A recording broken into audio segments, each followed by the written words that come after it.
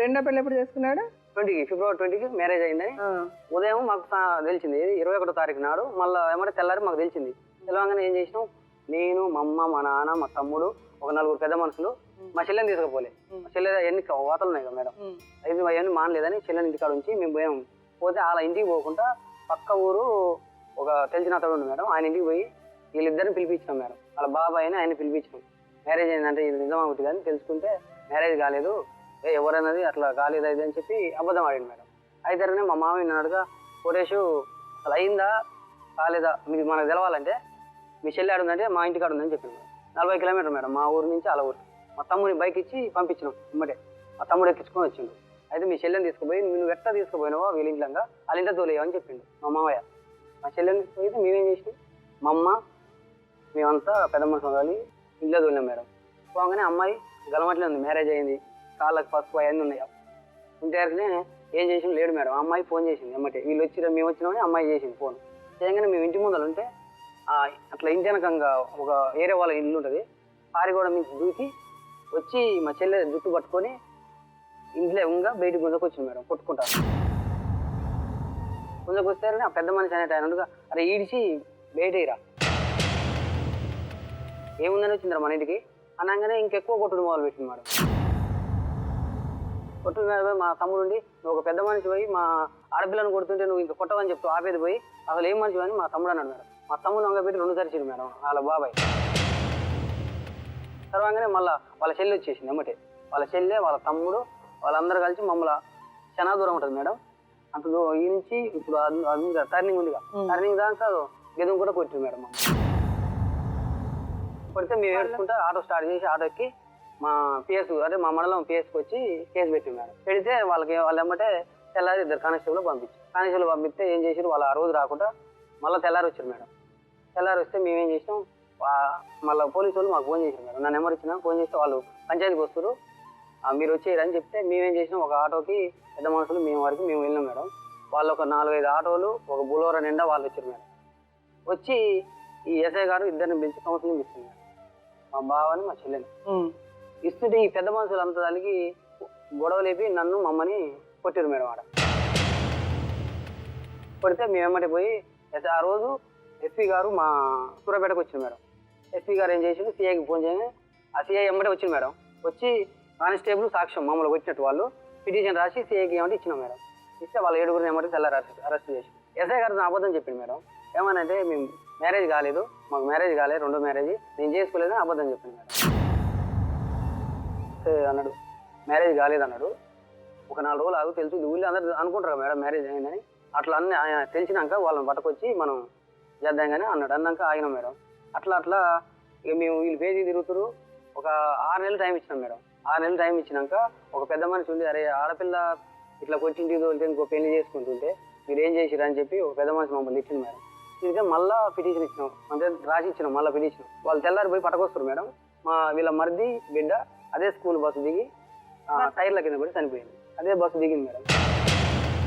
ఇక్కడ ఇంకోటి ఏంటంటే ఎప్పుడైతే ఆయన డైవర్స్ కావాలి అని కోరుకునే అవకాశాలు ఇప్పుడు ఉన్నాయి అని అంటే మీరు పిల్లలని కూడా మీ దగ్గర లేకపోవడం మూలాన మీ యొక్క క్యారెక్టర్ని పోర్ట్రేట్ చేస్తుంది. ఎప్పుడైనా కూడా కోర్టు ఎప్పుడైనా అది కూడా ఒక మన కుటుంబ సభ్యులు లాంటిదే. కోర్టు జడ్జి గారు కూడా ఈ ఇన్ అండ్ అవుట్స్ అనేవి కూడా ఆలోచిస్తారు. ఇంత జరిగినా కూడా పిల్లవాడు మీ దగ్గర ఎందుకు లేడు అనేది ఒక పెద్ద క్వశ్చన్ వేస్తారు. ఎంత అంటే ఇక్కడ మీరు అమ్మా నాన్నల్లాగా కొట్లాడుకుంటున్నారో ఒక భార్యాభర్తల్లాగా కొట్లాడుకుంటున్నారో అనేది ఇక్కడ ముఖ్యం కాదు. పిల్లలు ఎవరి దగ్గర ఉండాలి, అంత పసిపిల్లాన్ని నువ్వు వదిలిపెట్టేసేసి నువ్వు ఇక్కడ వేరేగా ఉంటున్నావు అంటే మీరు దట్ షోస్ యువర్ క్రియల్ మెంటాలిటీ అని అంటారు. అంటే ఎంత ఇబ్బందులు ఉన్నా ఏమున్నా కూడా తల్లి అనే ఆవిడ పిల్లల్ని వదిలిపెట్టకూడదు. అంటే అది ఆ పరంగా కూడా నువ్వు ఒక మైనస్ పాయింట్లో ఉన్నావు. అంటే ఒకటమ్మా, అంటే ఇప్పుడు ఏది లేవైనా కూడా ఫ్యాక్ట్ అని ఇందాకేమని చెప్పాను, ఫ్యాక్ట్. నువ్వు అక్కడున్నావు, ఈయన ఇక్కడున్నాడు, బాబు అక్కడున్నాడు, నువ్వు ఇక్కడున్నావు. ఆయన ఇక్కడికి వెళ్ళి వచ్చి పోతున్నాడు అని బాబుగానే వస్తుంది మేడం. అమ్మ బాబు వచ్చినా కూడా బాబు అక్కడే ఉన్నాడు కదా, నీ దగ్గర లేడు కదా. అది నేను చెప్పేది. ఎందుకంటే తల్లి దగ్గర మీ దగ్గర లేకపోవడం అనేది, మీ భార్యాభర్తలు వేరే ఉండడం అనేది అది కోర్టుకి నిరూపించబడే ఫ్యాక్ట్. ఆ ఫ్యాక్ట్ మూలానే మాట్లాడతాం. కనుక ఇక్కడ ఏమైపోయిందమ్మా, నువ్వు చేసావో చేయలేదో అనే తప్పు కాకుండా నీవు చుట్టూ కూడా ప్రతి ఒక్కరు కూడా నీ మీద వేలు ఎత్తి చూపించే పరిస్థితిలో నువ్వు వచ్చేసావు. నువ్వు వచ్చేయడం మూలాన రేపొద్దున నీకు ఈ ఎలిగేషన్స్ తోటి 2 పిల్లలతోటి ఆయన ఆల్రెడీ డిసైడ్ చేసుకున్నాడు కనుక నువ్వు ఆ డైవర్స్ లాంటివి. ఎందుకంటే మానసికంగా విడిపోవడం వేరే, శారీరకంగా విడిపోవడం వేరే. మేడం ఇక్కడ ఇంకొకటి ఏంటంటే ఏది ఏమైనా కూడా డైవర్స్ అనేది ప్రతిసారి ప్రతి ఒక్కరు కోర్టుకు వచ్చిన తర్వాత ఈవెన్ క్రుయాలిటీ బేసిస్లో కూడా వైఫ్ అండ్ హస్బెండ్ ఎప్పుడైతే కోర్టుకు వస్తే మేము వాళ్ళని కౌన్సిల్ చేసి కన్సోల్ చేసి చాలా మట్టుకు వాళ్ళని వివరించి అమ్మ మీరు ఆ పరంగా డైవర్స్ తీసుకోకండి, రేపొద్దున మీ జీవితంలో అదొక పెద్ద మార్క్ లాగా పడుతుంది కనుక దాన్ని మీరు మ్యూచువల్ కన్సెంట్ డైవర్స్ లాగా మార్చుకోండి. అంటే స్నేహపూర్వకంగా మేము విడిపోయాము, మా ఇద్దరికి పడలేదు కనుక. ఎందుకంటే మేము ఇప్పుడు చెప్పినప్పుడు మీకు అది చాలా చిన్నగా విసుగ్గా అనిపించిండొచ్చు, ఎందుకు అదైనా డైవర్స్ ఇదైనా డైవర్స్ అంటే. కాకపోతే ఈ మ్యూచువల్ కన్సెంట్ అనే డైవర్స్ తీసుకోవడం వలన రేపొద్దున మీ పిల్లలకు దాని ప్రభావం పడదు. ఎందుకు అంటే నా భార్య మా అమ్మ నాన్న ఒక స్నేహపూరిత వాతావరణంలోనే విడిపోయారని కనుక ఇన్ని ఫ్యాక్ట్స్ ఉన్నాయమ్మా. ప్రతి ఒక్క ఎలిగేషన్స్ ప్రతి ఒక్క ఫ్యాక్ట్స్ అన్నీ నీకు అగేనెస్ట్గానే ఉన్నాయి కనుక ఇప్పుడు నువ్వు ఎదురడి పోరాడితే మాత్రం నీకు శక్తి సరిపోలేనంత బలం మాత్రం అటువైపు. ఎందుకంటే మేడం ఏ కేసెస్లోనైనా మామూలు క్రుయాలిటీ అనే కేసెస్లో క్రాస్ ఎగ్జామినేషన్ అనేది చాలా మామూలుగా ఉంటుంది. వేరే ఈ అడల్టరీ అనే కేసెస్లో మాత్రం చాలా బాధాకరంగా ఉంటుంది. అడిగే మేమైనా కూడా చాలా ఇబ్బంది పడుతూ మేము రిక్వెస్ట్ చేస్తుంటాం కోర్టుని, మాకు కొంచెం ఇన్ కెమెరా ప్రొసీడింగ్స్ ఇవ్వండి అంటే ఎవరు వినకుండా ఆ అమ్మాయి ఒక్కతే అడిగేటట్టు ఆ ప్రశ్నలు కనుక రేపొద్దున డెఫినెట్గా కూడా ఇంతమంది మూలాన పోనీ ఆయనకు లేని ఆలోచన అయినా కూడా రేపొద్దున వచ్చే అవకాశాలు ఉన్నాయి. ఆయన రేపొద్దున వేసినా కూడా ఇదే సెక్షన్ మీద వేసే అవకాశాలు చాలా ఉన్నాయి కనుక స్నేహపూర్వకంగా వీళ్ళు ఏదైనా ఒక డెసిషన్ తీసుకుంటే మేడం పిల్లలు రేపొద్దున ఇంకా బయటపడకుండా అట్లీస్ట్ ఈ ప్రాబ్లం ఇక్కడితో ఆపిన వాళ్ళం అయితే అవుతాం.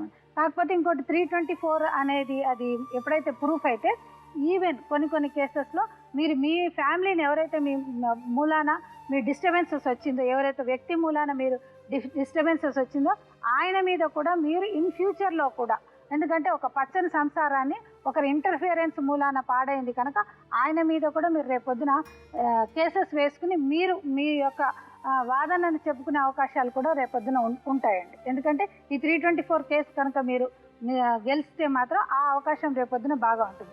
ఇంకా నెక్స్ట్ థింగ్ ఏంటంటే ఆ నాగలక్ష్మికి మాత్రం మీరు మనం ప్రతిసారి చెప్పినట్టే ఆవిడ పాపం తెర వెనక జీవితమే, ఆవిడేమి మాట్లాడకూడదు. ఇక్కడ నువ్వు మాట్లాడే అవకాశం మేడం గారు ఇచ్చారు కానీ రేపొద్దున నువ్వు కోర్టులో మాట్లాడితే నువ్వు ఎవరమ్మా అని అంటారు కనుక నువ్వు అది భార్య కానీ భార్య కాకపోతే నీకు పర్మనెంట్ అలిమనీ అనేది వస్తుంది, నీ పిల్లలకు మెయింటెనెన్స్ అనేది వస్తుంది, నీ పిల్లలకు మీ ఆయన ఆస్తిలో హక్కు అనేది వస్తుంది. అంతే తప్ప ఆవిడ ఉండాలి నేను ఉండాలని డిక్టేట్ చేసే టర్మ్స్లో ఉండే స్థానంలో మాత్రం నువ్వు లేవు. సుఖం లేదు. నాకు అప్పుడు చాలా గొప్ప మనసు ఉండే నా తయ, అప్పుడు గొప్ప మనసు ఉండే, గొప్ప ఇది ఉండే, డబ్బులు అప్పుడు ఉండే, డబ్బులో చూసి ఐటీ చూసి ఇటు చూసి అప్పుడు నా బావి వేయండి. ఇప్పుడు నాకు ఎవరు లేరు, వెనక ఎవరు లేరు, ముంగట ఎవరు లేరు, అక్క చెల్లెలు లేరు, అన్నదమ్ములు లేరు, ఇప్పుడు ఎవరు లేరు. నా బతికింత కాడికి నా బావ చేసింది అనమాట. నా బావ నేను పిల్లల కోసం చేసుకున్నాను, నా జీవితం కోసం చేసుకోలేదు. నేను నా కోసం చేసుకున్నానంటే ఇంత మంచి అమ్మాయిని చూసుకొని నేను చేసుకోగలను. అంటే ఈ అమ్మాయి చెడ్డ అమ్మాయి అని అడుగుతున్నా నేను. ఆ అవకాశాన్ని తగ్గట్టుగా మలుచుకునేటటువంటి నిన్ను నువ్వు మలుచుకుని అందులో జీవించేటటువంటి ప్రయత్నం చేయకపోవటం నువ్వు ఇన్ని పెళ్లిళ్ళు చేసుకోవటానికి ప్రధానమైనటువంటి కారణం. నాకు ఇది వద్దు అనుకుంటే కనుక ప్రపంచంలో ఏ పెళ్లిళ్ళు నిలవు. నాకు అవసరం లేదు డైవర్స్, నా పిల్లలు కావాలి, నాకు అతను కావాలి.